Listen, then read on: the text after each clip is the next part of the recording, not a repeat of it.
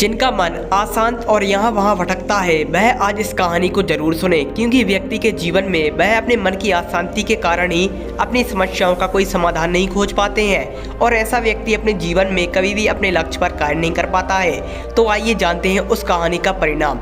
एक व्यक्ति अपने जीवन में अपने मन की अशांति के कारण बहुत दुखी था और वह अपने अशांत मन के कारण अपने जीवन की समस्याओं में सुलझने की बजाय उलझता ही जा रहा था।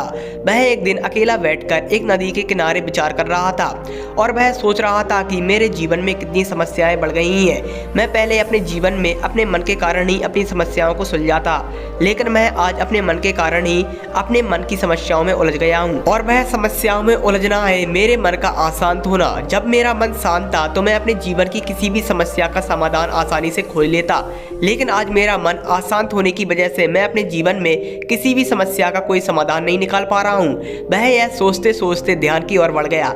दोस्तों, वह उसका मन शांत हुआ और वह अपने जीवन में फिर से अपनी समस्याओं का समाधान खोजने लगा। वह समझ चुका था कि उसके जीवन में उसका अशांत मन ही उसकी असमस्याओं का कारण है और वह अपने जीवन में अपने मन को शांत करने के बाद अपनी समस्याओं का समाधान खोजने लगा।